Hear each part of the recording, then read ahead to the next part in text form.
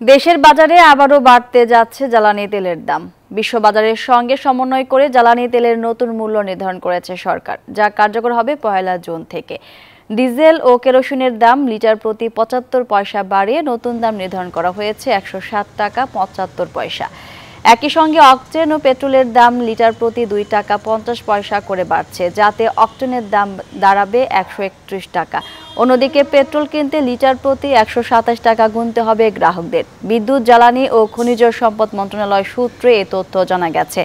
বিশ্ববাজারে জ্বালানি তেলের মূল্য হ্রাস পেলেও ডলারের বিপরীতে টাকার অবমূল্যায়নের কারণে দেশের বাজারে বাড়ানো হচ্ছে জ্বালানি তেলের দাম।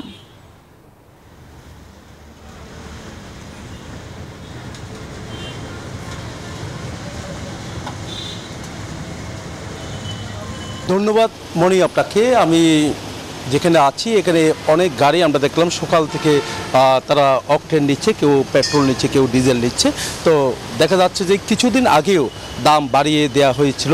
তো অকটেনের দাম প্রায় ২.৫ টাকা পর্যন্ত লিটারে এখানে বেড়েছে। তবে বাড়ার পরপরে আমরা দেখলাম যে আবার নতুন আরেকটি ঘোষণা এসেছে। সেই ঘোষণায় আমরা দেখছি এখানে আবারও মধ্যরাত থেকে আবার দাম বাড়ার একটা প্রক্রিয়া শুরু হয়েছে এবং এই কার্যকর হবে মধ্যরাত থেকে। তবে এই কার্যকর যদি হয় তাহলে সাধারণ মানুষ আসলে যারা তেল ব্যবহার করে, গাড়ি ব্যবহার করে, তো তাদের সাথে আমরা একটু কথা বলি। তাদের কি সমস্যা হতে পারে, কি মনে করেন আসলে যে আবারও আরেক দফা বাড়িয়েছে জ্বালানি তেলের দাম, বিশেষ ক্ষেত্রে যে অকটেন আপনাদের প্রয়োজন হয় বাইকের ক্ষেত্রে, তো কিছুদিন আগেও আরেকবার বাড়িয়েছে, তো কি মনে করেন? জি, আসলে কিছুদিন পর পর যে তেলের দাম বাড়াচ্ছে, অকটেনের দাম বাড়াচ্ছে, আমাদের জন্য আসলে বেশি সমস্যা হয়ে যায়। কারণ আমাদের তো আর স্যালারি বাড়ে নাই বা ইনকাম বাড়ে নাই, কিন্তু সরকার কারোর সাথে কোনো পরামর্শ না করে অথবা যারা এই ডিপার্টমেন্টে আছে তারা সাধারণ মানুষের কথা বিবেচনা না করে যে বারবার ১ মাস ২ মাস পর পর যে ঘন ঘন তেলের দাম বাড়াচ্ছে, এটা আমাদের ইনকামের উপরে প্রভাব পড়ে এবং আমাদের ফ্যামিলি চালাতে, সংসার চালাতে একটু কষ্ট হয়ে যায়। আশা করি সরকার এ ব্যাপারে সুচিন্তিত মতামত গ্রহণ করবে এবং সাধারণ জনের কথা চিন্তা করে পরবর্তী পদক্ষেপ নেবে। ধন্যবাদ। তো এখানে যারা গ্রাহক আছে, বলতে যে যারা গাড়ি ব্যবহার করে, তারাই সবচেয়ে বড় সমস্যার মধ্যে পড়েছে বলে তারা জানিয়েছেন। তো এই ছিল আমার এখানকার সর্বশেষ। ফিরে যাচ্ছি, আমার সহকর্মী অপেক্ষা করছেন কুষ্টিয়া জাহিদের কাছে।